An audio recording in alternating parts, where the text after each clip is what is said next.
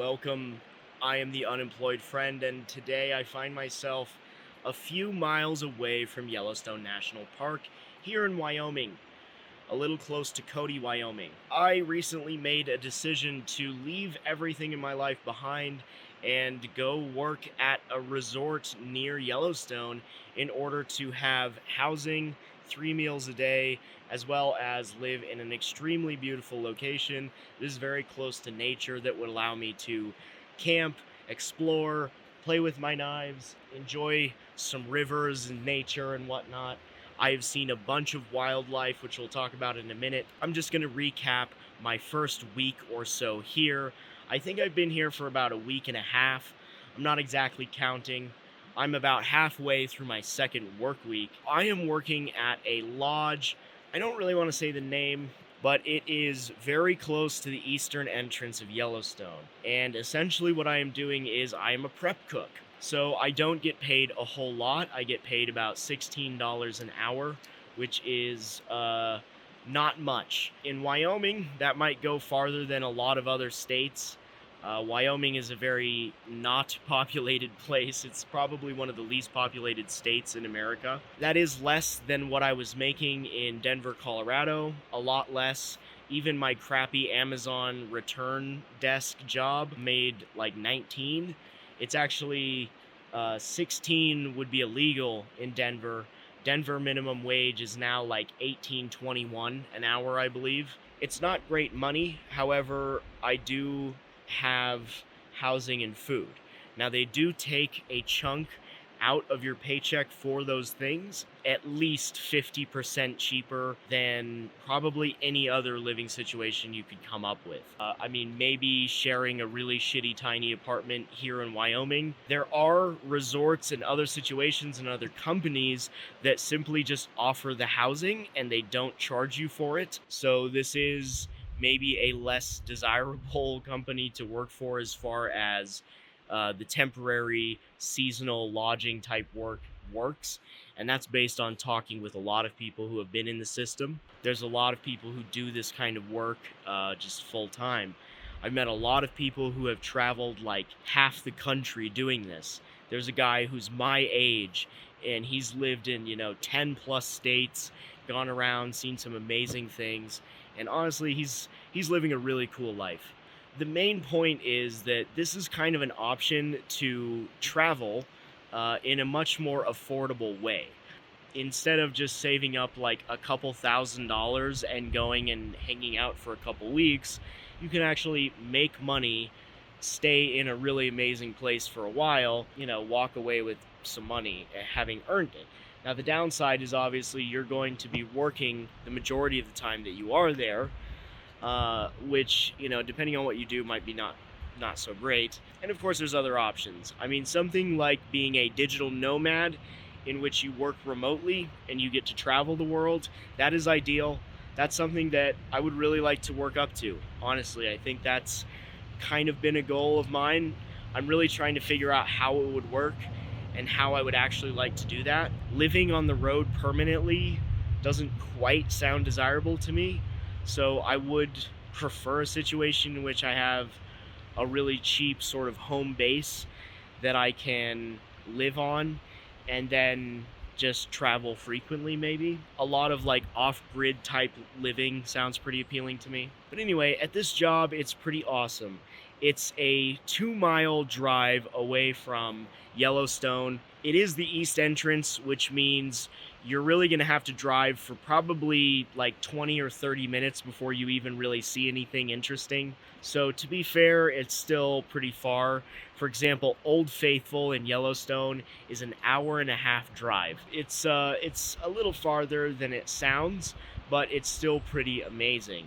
I bought an annual pass for $80, which gives me access to a bunch of national parks in America.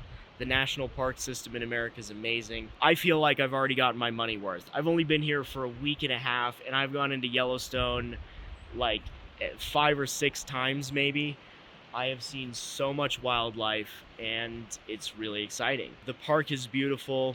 I've done some of the really touristy stuff like Mammoth Hot Springs, as well as, of course, the obligatory Old Faithful run, which was like my first thing. And I went and checked out the whole geyser pool. There was actually a geyser explosion when I got here, which is pretty wild. I didn't really see the remnants of that though. I have seen 12 grizzly bears so far. Now, granted, a few of those I think have been repeats.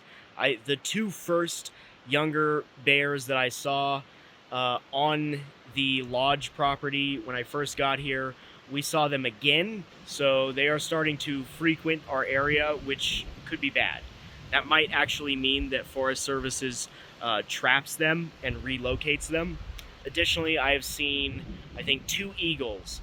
There are a ton of ravens here, which is really cool. We saw some bison. I saw a bison face off with a bear.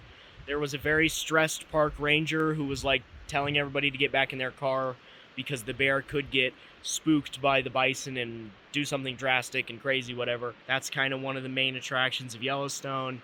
Pretty interesting. Apparently they do wander out of the park. I saw a strange bird called a grouse.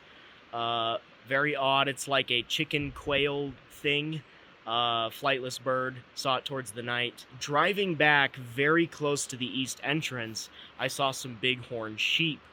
Pretty rare. I don't think, out of everyone I've talked to, not many people have seen bighorn sheep yet. So we've seen plenty of bears, bison, the bighorn sheep. I've seen a couple herds of elk right at the evening. Beautiful. Just a graceful herd, you know, chilling in the water. I would really, really like to see a moose, and I would really, really like to see wolves. I want to be a little careful of what I ask for there. The wolves are, you know, pretty intimidating. A couple years ago, I was like, wolves aren't that scary, but now that I've kind of seen some realistic comparisons of their size and seen like pictures of them, they're pretty mean looking. But I would still love to see some, and I might put some like significant effort into trying to find some and maybe trying to get a photograph of them. I have gotten a lot of beautiful pictures that I'm super happy with so far. I am into photography and videography. I'll probably make like a Yellowstone slideshow for the channel.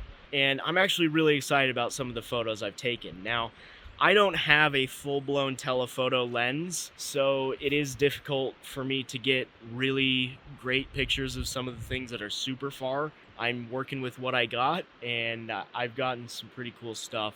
I've gotten some videos of some bears digging and gnawing on some berries and looking cute and stuff, so I'm really excited about the wildlife. It's been like way more than I thought. Before I left, I was thinking like, gee, I wonder if I'll see a bear. And now it's like, oh yeah, I've seen 12 bears in the first goddamn week, and the first day they were on the property. Also, I mean, literally right now, where I am, I'm being stupid because I don't have bear spray on me, and like, I really, really should. I'm very close to the highway, and this is a pretty frequent, I mean, you can probably hear it, but anyway, basically, you don't want to be out without bear spray. You don't even really want to be out alone. There's a company that sells it out here. It's in like every store, $50. I actually got a pretty good discount for like $35. That's something that you need to like have on you at almost all times. I've been carrying it when I go on hike and anytime I'm in Yellowstone. And now I freaked myself out. I mean, generally, you know, they do get a little spooked by humans. Those 2 young bears, the owner of our lodge just came out and like shooed them off, and they, you know, scurried off. But they were young guys and they're getting bold, so I don't know. So I'm going to talk about the biggest downside that I've found about this situation so far, and you probably could have guessed it, and that is the dorm living and the general housing situation. Honestly, I'm I'm a little disappointed in that area. I can't lie. The living quarters, at least my first night, I did come in the middle of the week. It was trashed. So the boys' dorm was disgusting. I am a pretty orderly and cleanly person. I'm not a saint, but this was terrible. There's trash everywhere. There's like empty beer cans everywhere. Like, just the room that I was in was gross. There's marks all over the wall. My roommate had shit everywhere on his side. All of his stuff is just thrown on the ground. You know, moths in the room.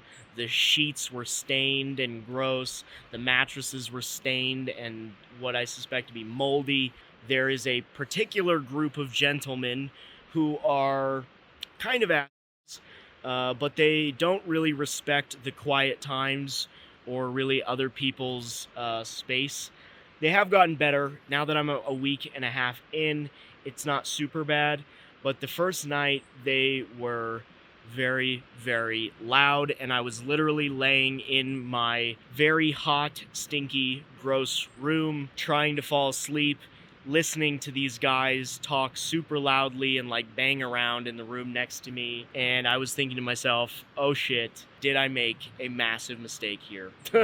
So I was very worried about not being able to sleep. It's much better now. I've actually kind of befriended them, and they're nice enough people. But there are several people here who have straight up drinking problems. I really don't say that lightly. Like, I'm actually considering telling management, like, this guy's gonna fucking drink himself to death. There is a lot more partying than I thought. And granted, coming up here, especially in Wyoming, I thought I would be able to get away from a lot of that kind of stuff. I stopped drinking several years ago when I was 26, and I haven't drank a drop since. I do occasionally partake in the green stuff, and there's a lot more of that out here than I thought. I don't know how to say this without sounding like a dick, but there are some people out here that I don't really understand, like, what they're doing. For example, there's a few people who are out here that are working here, and they don't seem to have the interest or appreciation in nature. For example, there's a few people that I've talked to who have like not even gone into Yellowstone. That's kind of the main perk of this job. That's what makes this whole job work. If you're not taking advantage of that, why would you take this job? Because the pay is not that great. And you know, it's not like it's an amazing company. It's not even full year-round work. So if you're not here to enjoy nature, I'm not really sure why you're here. To be fair, those could be people who are in it for the housing, which I totally get. I basically am too, right? Like that's a huge factor. So I'm not dogging on that, but to me there would also still be even better options as well.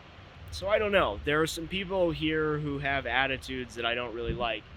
And there are also a lot of people who just like flat out don't appreciate the nature and the location or whatever. You know, there's people who don't think Yellowstone's cool. They're not interested in it.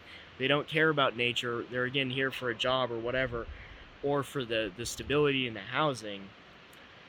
That kind of sucks. I think there's a little bit less of an appreciation for like the outdoors than I kind of even expected. There's a lot of good people that do like that, and you know, that are in the same boat as me as far as that goes, and are here for an adventure rather than just kind of like just a job. Additionally, there are people from other countries. So I've actually befriended these two guys from the Dominican Republic, which I really like them. I enjoy their company. They're cool people. They're nice.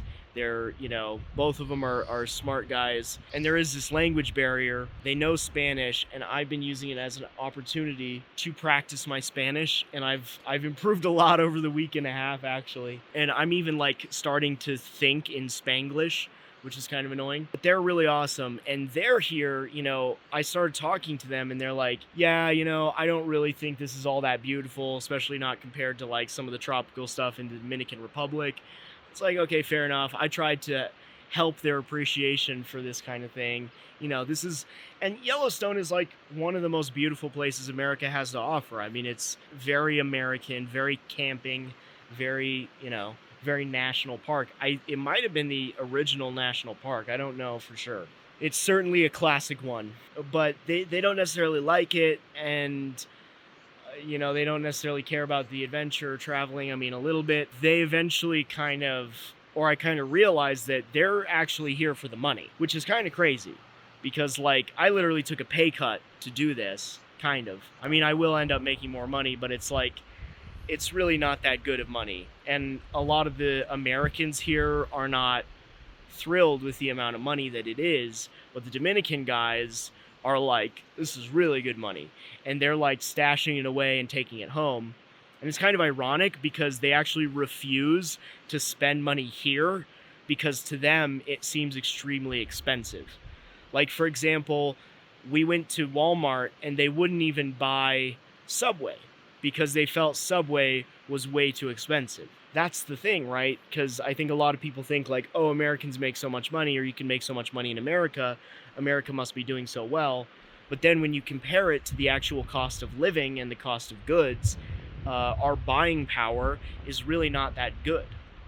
And so they get the best of both worlds, where they're making American money and taking it back to the Dominican Republic and balling out, you know? I mean, I really don't know how much money it is or how good of an opportunity it is. They also have to do quite a lot more work to actually get into the program. Like, they have to get a visa and whatnot. But anyway, that's been really interesting. I'm learning about different cultures. There's a handful of people from different countries. We have people from Romania. The big downside about this particular place is the nearest town, which also includes like a stable internet connection and Walmart and anything you might need, is 50 miles away. It really sucks for people who aren't able to transport themselves. Additionally, it also sucks for people who do have cars, like myself, because then everyone wants me to drive 100 miles to Cody and back. But because some of these people are more interested in getting drunk and hanging out, most people would rather go to Cody to score than go into Yellowstone to explore. It is what it is.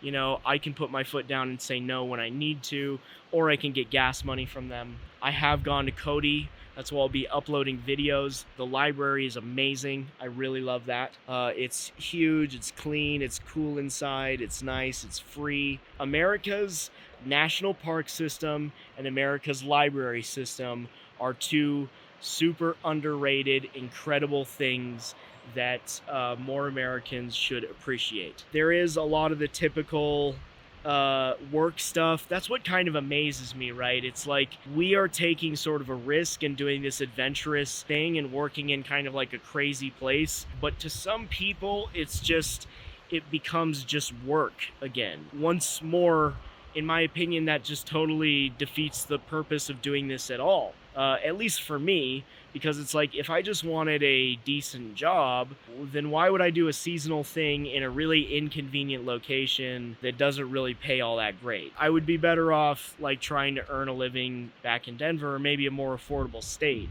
or anywhere. It's like you could get a full-time job just about anywhere that would probably be better than this. I mean, it wouldn't provide housing and food. Most people complain about the housing and food as well. Again, I already said the dorm situation is rough. I made a joke to myself, like, literally tent camping would have been cleaner than living in this dorm. And I truly believe that's true. Partying and the disrespect and just, it's a little hard to get privacy. That's why I'm out here right now and not recording in my dorm. Also because it's a nice day and I want to be in the sun. You know, there are some individuals who are rather mischievous and troublemakers. There was someone who got fired a week before I arrived, because they were stealing, you know. So that's another thing you have to kind of be worried about. They were stealing from the company. Living in a dorm full of a bunch of guys, you do want to be cognizant and aware. Like, keeping my camera equipment and stuff sketches me out, because I truly believe there's a few dudes in there that can steal. You do have to be a little assertive too. I think if you're a younger person doing this kind of thing, you would learn a lot of valuable social skills, like learning how to bond with other people and being a little more assertive about even just being friendly and making friends, but also putting your foot down, meaning no when you say no, you know, that kind of thing. You know, not succumbing to peer pressure. Lots of peer pressure. I heard a story about a guy who was working somewhere and he got fired because he got peer pressured into smoking weed, and he just got super anxious and paranoid and freaked out, and he ended up getting fired because of whatever he did. There's some definite challenges, a lot of driving. Having a car, of course, is a blessing. It's a great thing, but It is also, it's a lot of driving. It sucks. My car is not great on gas mileage. It's sucking a lot of gas. My car almost has 300,000 miles on it. It's an old Lexus LS400. It's a very reliable car. I was a mechanic and I've done a lot of work on it. I've inspected it. It should be good to go. It also has 300,000 miles on it, which means things can break at any moment. No, it's doing great. I mean, the car is a super pleasure to have. And I mean that specific car. It's good for like this grand touring, cruising through mountains kind of stuff.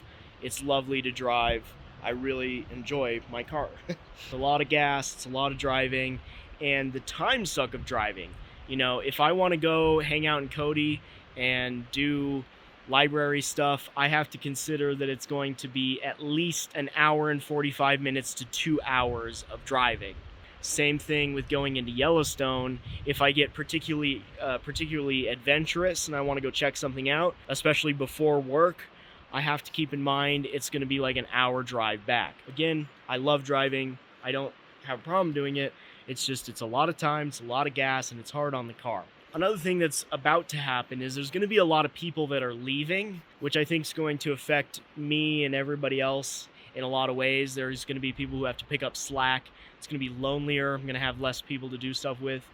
Luckily, there's a few people that I don't really like that are going to be leaving. There is going to be a handful of people leaving within the next month, including my roommate. My roommate even though he hasn't been a terrible roommate, he is also less cleanly than I am. And even though I don't mind him, he is less clean, and just if I can have a room to myself, that would be pretty goddamn good. They're also considering moving me to be the breakfast cook, which would mean I get up at 5:30 in the morning, which is disgusting. But I would need my own room to just make sure that I can go to bed at a reasonable time and get up for my job. So they might be able to help me out with that kind of thing. I don't know, the food is okay. There's a lot of people that complain about the food because the food is a lot of like very basic stuff. It's very repetitive. To me, it's almost ideal because one of my goals moving out here is to lose weight. I've actually, the past couple of days, I've only eaten one meal a day. So I've skipped breakfast and lunch, and that includes while I'm hiking. And then I'll just eat dinner. I can feel that I've lost a little bit of weight just in the past several days. And but a lot of the food is very basic. It's just like, meat, rice, veggies. A lot of it's just leftover stuff from the kitchen. There's a lot of people who are particularly picky, people with dietary restrictions and whatnot. I have to say there are some people who just they just need to get over it, I don't know. There are people who are complaining like, oh, it's chicken every day. And it's just like, I mean, what did you expect? I don't know what these people want. It's like, you expect to have fast food every day or like a steak dinner? Like, what exactly do you want? So to me, as long as I have like protein, veggies, and maybe some rice, some water, I'm not looking for anything luxurious or super tasty. I just want the nutrients and calories. Because we're so far from everything, it's a little difficult to get junk food. Although that's not really true. We have a general store that I could go into and buy stuff at, but I haven't been. I have bought too many Coca-Colas. So far, I'm enjoying it. There's been some definite challenges. This is my first time living with a roommate, my first time living with people my age, first time living in a dorm situation, first time having to do laundry in a separate building, in pay machines, communal living, all this stuff. There's some definite challenges. There's been quite a few times where I felt a little suffocated or claustrophobic or really wanting my privacy back. Those are things that will help me grow as a person too, and really prepare me to have a roommate if I choose to go back and live in an apartment in the city again, which is really, I don't know, at some point was my goal. Those are some of the prices you pay to live in a place that's right next to like one of the most beautiful and unique places in the world. And again, there's people who just don't or aren't able to take advantage of that, And to me, that's just like mind-blowing. It's like if you don't take advantage of being right next to Yellowstone, then there is like very little point to do this. Which sounds kind of rough. Maybe if you're from a different country and the arbitrage of working here versus going back to your country is really good, then yeah, that makes sense. That is not the case for Americans. But anyway, thank you so much for watching. I am the unemployed friend, and we are near Yellowstone. And yeah, stay unemployed. Just kidding. I know it's kind of ironic that I'm calling myself the unemployed friend, even though I literally am talking about my job that I just got. But again, these are alternative lifestyles and various ways that you can just go out and live your life in better terms, more on your own terms, rather than just being like kind of stuck near your home city or stuck in some city you don't like in America, just doing the daily grind. You have to take advantage of it. The power is in you. The ball is in your court. Thank you so much for watching. Don't forget to like and subscribe. I'll see you later.